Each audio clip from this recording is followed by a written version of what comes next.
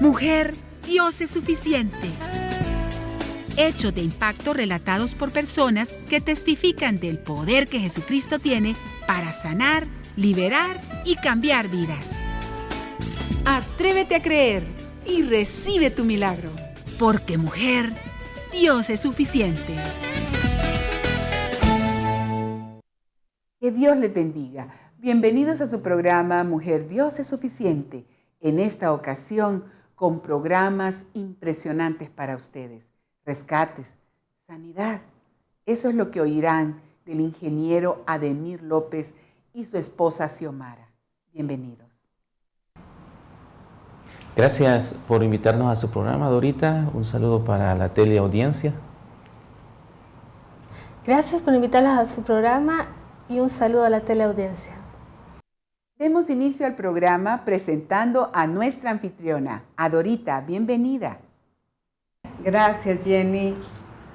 Y que Dios los bendiga a ustedes. Esperamos que estos momentos sean gratos, compartiendo el testimonio del ingeniero Ademir López y su esposa Xiomara. Y comenzamos preguntándole al ingeniero, hay un evento especial, como fue su nacimiento, pero ¿qué hizo su madrecita cuando usted nació? Esa fue una época muy interesante en nuestra vida y nuestra familia especial, porque mi mamá, en el tiempo que sale embarazada de mí, ella estaba ya en una edad avanzada. Ella había tenido problemas de salud, había padecido de artritis. Y esta enfermedad la había llevado a tomar medicamentos muy fuertes, y la recomendación era que ella ya no podía tener hijos. Entonces en esta etapa donde ella prácticamente sale embarazada, y la recomendación de los médicos fue ya para ese entonces que lo preferible era que no naciera. ¿Y qué edad tenía su madre, perdón? Ya ella estaba en edad, por los 42 años, ya ella estaba en edad avanzada, más los medicamentos. Entonces todo eso, había una serie de complicaciones. Entonces cada médico que la había visto para ese entonces era, su hijo va a tener problemas al nacimiento, es posible, la probabilidad es que iban a ser amputados, que iban a haber consecuencias drásticas.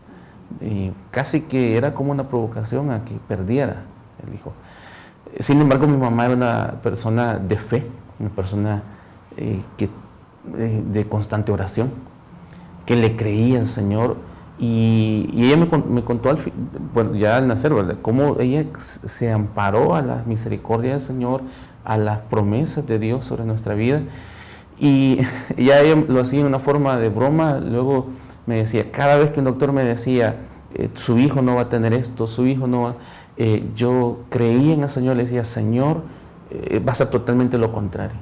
Mi hijo va a ser de esta manera, mi hijo va a ser de esta forma. Y en una de esas me dice, ella había visto unos misioneros que pasaron por su casa, y ella los vio bien elegantes, y ella me decía, yo los vi que eran así de perfil, y sus narices grandes. Me dice, yo le decía, Señor, que mi hijo se parezca a uno así como un misionero. Y así de que me decía, vos sos narizón, me decía, porque yo le dije al Señor que así fuera. O sea, yo le pedí hasta los detalles, y así fue, hermana. La verdad es que todo eso fue un proceso difícil para ella. Seguramente. Y una pregunta, ¿le recomendaron los médicos que lo abortara? Prácticamente esa era la insinuación. La insinuación era que no naciera, porque iba a ser deforme, era una cuestión casi para ella era difícil, ¿verdad? Sí. Pero ella se aferró al Señor. Ella se aferró al Señor. Señor, tú tienes el control. Ella estuvo tomando un medicamento que se llamó, ya está prohibido, que se llamó Celestone, una pastilla que salió después del mercado, porque era una... Pero el Señor cumple sus propósitos en nuestra vida. Así es. Sí, porque bueno, podemos ver el milagro que Dios ha hecho en su vida, de que está completo, no Amén. Mutilado como pensaban que usted iba a nacer, sin ninguna deformidad. Entonces es su vida es una evidencia de que Dios es real y que Dios responde al clamor de toda aquella madre y aquella persona que pone su confianza en Dios ante cualquier panorama adverso. Exacto. Porque ahí no había esperanza, estaba la ciencia hablando y diciendo lo que podía suceder a causa del medicamento, no solo a causa de la edad de ella, sino era quizás mayormente el medicamento que ella estaba tomando. Exacto. Que podía causarle todas esas consecuencias. Esas consecuencias. Exacto. Okay. Entonces, bueno, ¿y cómo fue entonces que ella invocó el nombre de Dios respecto a su vida? Entonces, ella constantemente estaba diciendo: Señor, las cosas no van a ser así como dice el médico, tú tienes el control, tú tienes la última palabra. Entonces, cuando yo nazco, mi nacimiento para ella fue el milagro. Entonces, al verme sano, al verme normal, los médicos estaban también admirados de que no había ninguna de las aquellas cuestiones que se habían dicho, no sucedieron. Entonces, ella me dice que lo primero que hizo fue, al llegar a la casa, fue ir a la iglesia. Y fue al altar y le dijo: Señor, este niño es el resultado de tus milagros, de tu poder. Entonces, lo único que puedo hacer en este momento es decirte: aquí está, es tuyo y te va a servir a ti. Entonces ella luego, ya en mi niñez, ella estuvo repitiéndome constantemente cómo me había entregado en las manos del Señor. Y le repetía a su madrecita. Ella me decía: cuando naciste fuiste un milagro, el Señor fue una respuesta que me concedió. Entonces lo primero que fui es decir, Él va a ser un siervo tuyo, tú le vas a servir, yo te entregué al Señor. Entonces el Señor tiene un trato contigo.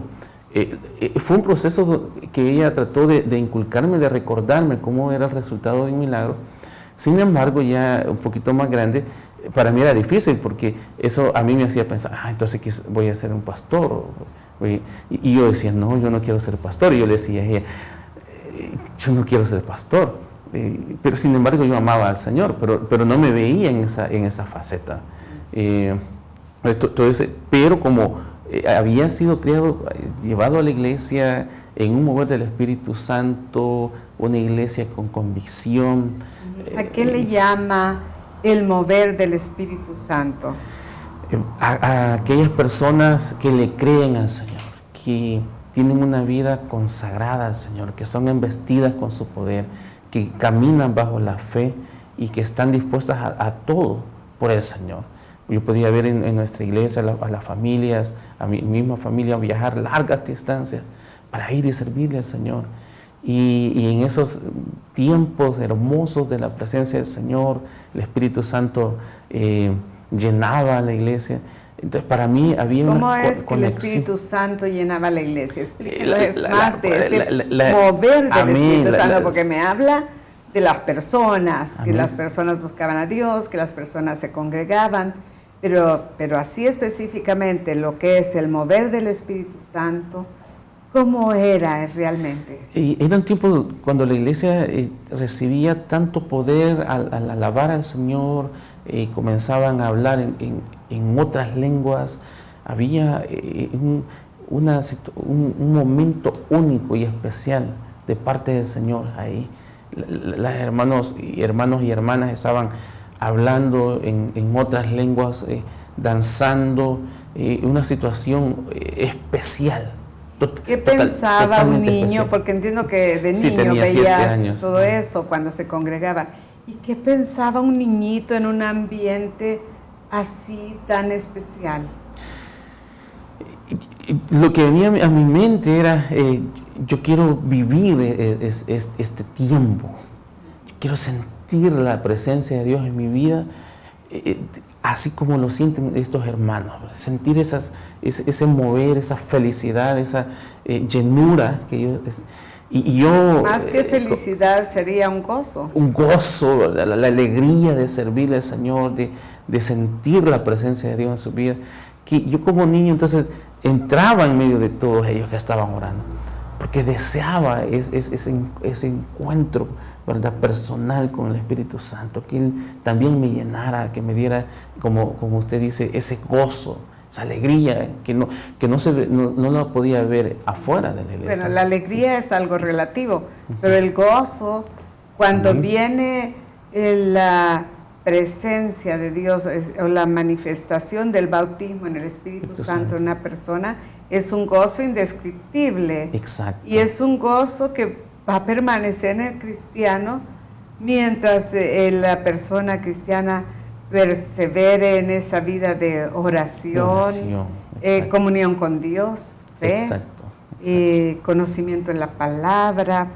Y cuénteme, ¿recibió usted el bautismo en el Espíritu Santo? En esa época no, yo estaba ahí pidiéndole al Señor, pero continué. El Espíritu Santo vino después, ya en mi vida adulta, yo fui bautizado con el Espíritu Santo. Hasta la vida adulta. Exacto. Mientras estaba usted en ese ambiente, no. Bueno, ¿y qué sucedió en su adolescencia? ¿Perseveró ese deseo de recibir el Espíritu Santo, de mantenerse en ese ambiente? Durante mi niñez estuve ahí, prácticamente congregándome, viviendo una vida cercana con el Señor, pero en mi adolescencia, por circunstancias de la vida, cuestiones que habían pasado, eso hace que me aleje del Señor. Realmente me alejo del Señor. Vino la rebeldía de la adolescencia, y comencé a tener amistades fuera allá en la escuela y me olvidé del Señor. Pero esa fue la decisión que yo tomé. Sin embargo, mi mamá nunca olvidó que Dios tenía un trato conmigo. Y creo que esa es una situación también especial. Porque aunque yo me fui al mundo creyendo que Dios, ¿verdad?, había abandonado a Dios, sin embargo, mi mamá nunca abandonó ese plan que Dios le había dado, esa promesa. Perdón, quisiera comprender mejor esto. ¿Usted pensó que Dios los había abandonado o usted había decidido abandonar a Dios? En el hecho de decir, bueno, yo me fui de la iglesia, entonces Dios ya no tiene nada conmigo, ¿verdad? Esa era como mi creencia. Yo no estoy en la iglesia, entonces ya Dios ya se olvidó de mí, ¿verdad? Pero no era así. En realidad, Dios estuvo siempre conmigo. Porque a pesar de alejarme, a pesar de ir al mundo, experimentar aquellas cosas que yo sabía que no eran correctas delante de Dios. Y ahí viene algo también importante, porque se lo comentaba, que a pesar de estar en el mundo, nunca disfruté realmente estar en el mundo, porque había algo dentro de mí que me decía que las cosas no eran así. Podríamos explicar a la teleaudiencia qué significa para Ademir López esa expresión estar en el mundo. Bueno, estar en el mundo significaba que había comenzado a ir contra los valores del reino. Y comencé a mentir, a hablar malas palabras, a fumar, a vivir una vida desordenada. Aquellas cosas que se me habían inculcado las comencé a olvidar. Ahora, eso me llevó, en realidad no me trajo paz, ni me trajo felicidad, fue totalmente lo contrario. Lo esclavizó. Exacto. Lo esclavizó a un vicio. Exacto, eso me llevó de menos a más. Bueno, no solo a un vicio, porque no solo el alcohol o drogas pueden ser un vicio que esclavizan hasta que lo pueden llevar a la muerte o a una locura, un problema mental, pero también esclaviza la mentira. Exacto. ¿Verdad? Porque hay personas que caen en ese vicio de mentir y ya no pueden escapar de ello, a menos que haga Dios algo especial en sus vidas. Y aparte de eso, sé que usted tenía el deseo de ser rockero. Cuéntenos. En esa etapa prácticamente fue de menos a más.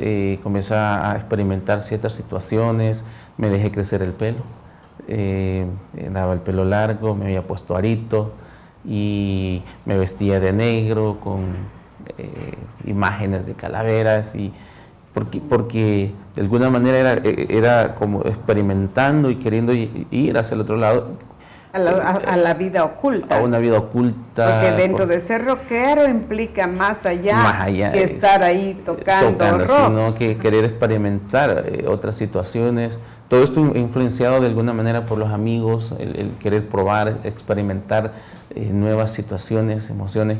Y eso me llevó de menos a más, porque cuando usted dice, esto nos esclaviza. Yo llegué a un momento en esa etapa de mi vida de atormento. Me recuerdo que pasé una etapa donde pareciera ser que dentro de mi cerebro había un estruendo, un tormento que me llevaba a querer buscar la salida, pero en realidad me amarraba más. ¿Y podríamos conocer un poquito más de ese tipo de tormento?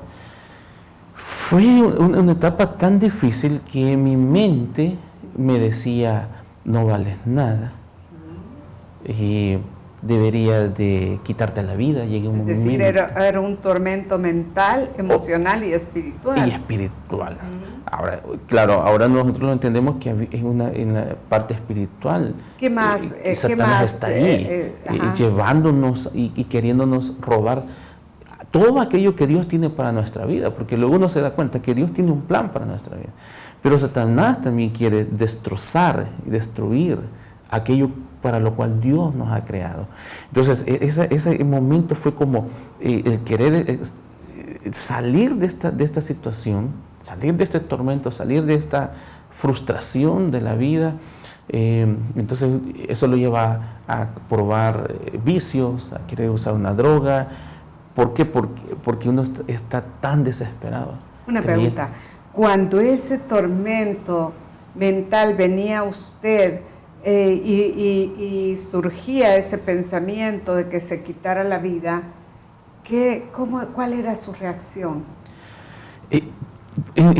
Fue una etapa muy difícil, hermana, pero muy difícil. ¿Intentó quitarse la vida en algún momento? Estuve cerca, en realidad muchas veces lo maquiné, quizás, ¿verdad? Lo maquiné, mi mente hacía todo el proceso que podría llegar a darse. Sin embargo, también valga mencionar que a pesar de que yo estaba en esta crisis, tenía una guerrera que estaba al otro lado. ¿Quién era esa guerrera? Era mi madre, que nunca dejó de orar y de creerle al Señor de que Él podía rescatarme de esa situación. ¿Implica esto que los jóvenes, cuando están en esos conflictos, es necesario decirle a una madre, si tu hijo está en un conflicto fuerte y ves que va camino a destruirse a sí mismo, tienes que pelear una batalla espiritual por él? Exacto. Eso fue lo que hizo la diferencia en mi vida. No fue una cuestión de casualidad o de suerte, no existe. Solo existe el hecho de que Dios tiene un plan para nuestra vida, y mi mamá creía eso. Entonces ella constantemente, nunca cesó de pedirle al Señor, Señor, transforma a mi hijo, tráelo de nuevo a tus caminos. Ella ayunaba, oraba, pedía oración en la iglesia, se reunían con las hermanas para pedir. Yo desconocí esa parte. Perdón, ¿y su madre sabía que usted deseaba quitarse la vida? ¿Sabía de ese tormento mental? Nunca se lo dije, pero ella lo podía ver en mí. Ella lo percibía, ella podía discernir. ¿Verdad? Exacto. Que es cuando se tiene el Espíritu Santo en el creyente, el mismo Espíritu de Dios le da discernimiento al creyente, sea padre, sea madre, aún a los mismos jóvenes, si están en esa sintonía con el Espíritu de Dios. Y usted tenía un amigo que lo invitaba a una reunión de rockeros. Sí. Y podríamos hablar un poquito de eso. Mi vida fue, como digo, creciendo en ese ambiente. Yo quería más, y llegó el momento en que me hago amigo de este muchacho, y él era un rockero ya de muchos años, y su vida totalmente, viviendo una vida bien, bien difícil. Y yo quería ir a uno de los conciertos, a un lugar aquí famoso en San Salvador, que es Fenastra, que era un lugar de los rockeros, de los conciertos más oscuros. Y ese era mi anhelo, llegar ahí. Yo quería estar ahí, era como, iba a ser mi boom, el poder. Así de que comienzo a hablar con él y me dice, yo te voy a llevarme. Y él comenzó a instruirme, por decir así, para llevarme a ese lugar. Y me dice, tenés que ir vestido totalmente de negro. Y él me hace en ese entonces la pregunta, ¿fumas marihuana? Yo le digo, no. Entonces me dice, ahí todos fumamos, me dice, porque ahí está todo encerrado. Entonces se hace una nube de humo y todos prácticamente fumamos, todos estamos prácticamente drogados. Y él comienza a hacerme una serie de situaciones que preparándome para llevarme al lugar. Y yo estaba emocionado, y estaba contento de decir, voy a lograr llegar ahí. Pero dentro de mí también había algo que decía, no es lo correcto. Sin embargo, yo estaba dispuesto a correr el riesgo, Y se llega la fecha. Es decir, que usted podía entender que estaba corriendo un riesgo, aunque deseaba ir a ese lugar y le estaban diciendo cómo era el ambiente ahí de pesado, mas sin embargo usted sabe que estaba dispuesto a correr el riesgo. A correr el riesgo, exacto. Yo lo atribuyo ahora a la oración, a la intercesión. Así que la intercesión de alguna manera también estaba ahí, haciendo ese eco, porque había esa sensación, sí y no. Entonces él me dice, te voy a llevar el siguiente fin de semana, este fin de semana no te puedo llevar, iba a venir un grupo rockero para ese fin de semana, y la siguiente semana que nos vemos, mi pregunta fue, ¿cómo estuvo el concierto? Y él me dice, Ademir, me dice, este fin de semana por primera vez, este grupo, me dice, hizo algo que para mí fue, me dice él, un rockero, una persona que estaba acostumbrada a ese ambiente, que yo nunca había visto, me dice, y nunca había sentido. Pareciera ser que sacrificaron algo, me dice, que había sangre. ¿Qué es lo que sacrificaron? No me especificó, ¿verdad? Pero sí me dice, hubo sangre. Y me dice él, un ambiente, me dice, que se sentía feo, me dice, feo el ambiente que se creó, me dice. Entonces, yo lo estaba escuchando. ¿Qué era ese ambiente? Un ambiente de miedo, al parecer era un ambiente de miedo, de muerte. Y él me dice, yo lo estaba escuchando, pero a la vez yo quiero ir. Pero él, y aquí viene la parte especial, porque este muchacho, un rockero, que ahora se ve espantado frente a una situación que ha visto en ese concierto, y luego yo estaba esperando que me dijera a qué hora nos íbamos a ir el fin de semana para el concierto. Y él se me queda viendo los ojos y me dice, esas fueron sus palabras, Ademir, yo siento que ese no es un lugar para vos. No te conviene ir. No te conviene ir. Esas fueron sus palabras. Yo siento que ese lugar no es para vos. Y eso significó que él no me quiso llevar. Que él me dijo, no te voy a llevar. En realidad nunca conocí el lugar. Gracias a Dios. Y fue como un momento de tensión, pero a la vez también fue el momento en que el Espíritu Santo, una vez más, vino a mi vida, a redarguir mi vida, porque entonces yo dije, esto no puede ser más que la obra de Dios sobre mi vida y la misericordia de Él. Y es algo como que una puerta se abre enorme, estaban en tinieblas, no podía ver más allá de ese momento, pero en ese momento se abre un panorama. ¿Experimentó arrepentimiento? Exacto, fue como el momento de decir, si yo no escucho ahora la voz de Dios, si no obedezco ahora, Dios no me puede hablar más claro. Y si no entiendo que Dios está aquí, entonces es posible que no voy a tener una segunda oportunidad. Eso fue lo que yo sentí.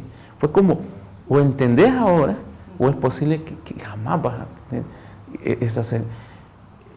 A partir de ahí, yo creo que él no se dio cuenta, pero yo salí triste por el hecho de que no iba a ir, pero luego también vino una felicidad incomparable sobre mi vida y esa convicción de pecado, de que las cosas estaban mal, de que tenía que volver a los pies de Cristo, y fui inmediatamente. Esa semana fue una semana de lucha espiritual. ¿A la iglesia? Y fíjese que no, fui a mi casa y milagrosamente en ese periodo había un canal de televisión que estaba pasando un programa sinceramente no podría ser cómo se llama. ¿Era un programa cristiano el que usted sintonizó? Sí, de alguna manera Dios ya tenía un plan y sintonizo el canal, aparece este programa cristiano, al final el predicador hace el llamado, dice, hay un joven, hay una persona que el Señor ha estado tratando con él.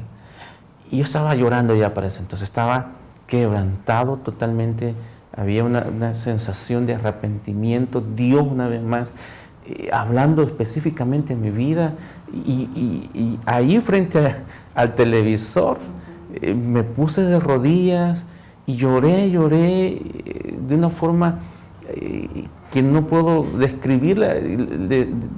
Cuando recuerdo ese momento pareciera que hay la sensación una vez más de llorar, porque sabía que Dios había tenido misericordia de mí. Entonces yo estaba hincado, lloré, estaba solo ese día, lloré no sé cuánto tiempo, postrado, diciendo al Señor, perdóname, yo voy a servirte, gracias por tu misericordia. Y me recuerdo que cuando regresó mi mamá, yo estaba llorando y la abracé y le digo, mamá, el Señor ha tratado con mi vida.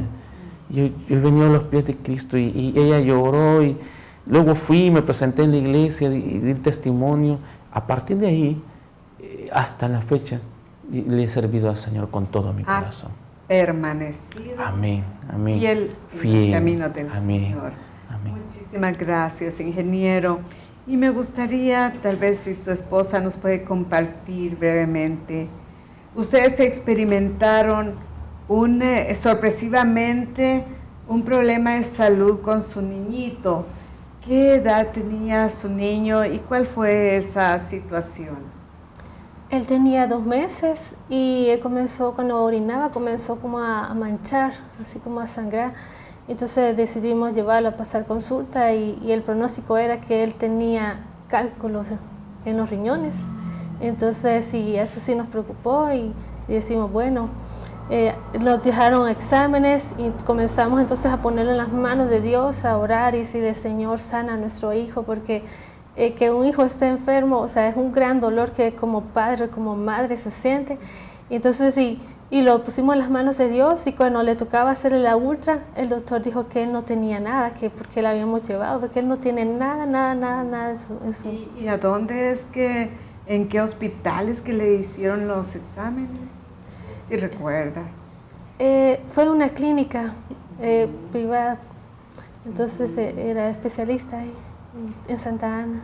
Es decir, que cambió completamente el diagnóstico. El diagnóstico. O sea, que los primeros exámenes reflejaron que él tenía cálculos. Que él tenía cálculos y que había orinado con sangre y todo eso. Sí, muchas veces. Y algo le dijo el doctor, que había atendido a otros niños menores. ¿Y cómo era eso? Si su niño tenía nada más un día de nacido.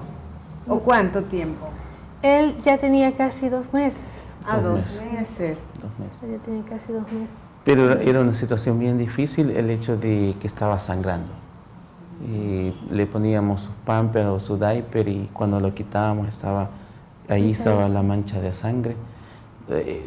Fue un momento bien crítico, porque el pronóstico era una situación complicada por su edad. Estábamos en un lugar complicado. Entonces le creímos al Señor que tenía la última palabra.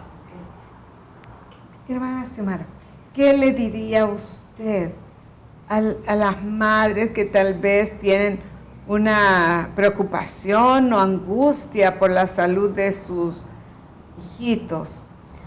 Bueno, yo les diría que confíen en Dios, que se aferren a la mano de Dios y Dios hará grandes ¿Cómo cosas. pueden confiar en Dios cuando una madre, mi hijo está grave, ¿qué puedo hacer? ¿Verdad? Claro, hay que acudir a la ciencia, por supuesto, Sí. hacer exámenes, poder descubrir qué es lo que está afectando la salud del niño, pero ¿cómo puede depositar su confianza en Dios en un momento tan aflictivo? ¿Qué debe hacer esa madre? Es difícil quizá, pero no imposible. O sea, si uno dice, Dios está con nosotros, o sea, y Él nos va a sacar adelante, o sea, poner la fe mueve montañas. Gracias. Ingeniero, ¿puede decir a la teleaudiencia que Dios es suficiente en la vida de ustedes como personas individuales y como matrimonio? Claro, y la invitación es a creerle al Señor. Nosotros hemos experimentado desde nuestra juventud situaciones difíciles, pero Dios estuvo ahí con nosotros. Y quizás usted pueda estar viviendo un momento crítico con sus hijos, pero si usted busca al Señor de todo corazón, el Señor tiene la última palabra. Y ahora nosotros luego ya casados, nuestros hijos pasaron esta crisis, pero ahí el Señor estaba con nosotros. El Señor está con nosotros y está con usted ahí donde se encuentra. Muchísimas gracias, Xiomara, ingeniero, muchas gracias.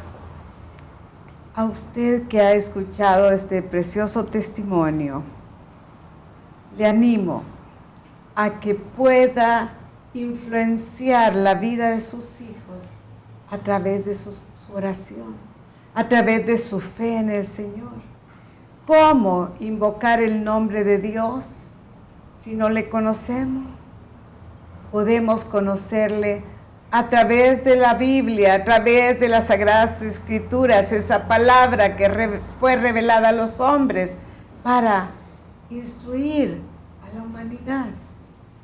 Crea en el poder de Dios, crea que en la palabra de Dios hay sabiduría, pero también hay principios, hay valores que podemos transmitir a nuestros hijos, y hay biografías de hombres y mujeres que tuvieron vida de oración y que trascendieron a obstáculos fuertes, a situaciones aún de muerte, pero que pudieron sobrepasarlas con la fe en Dios.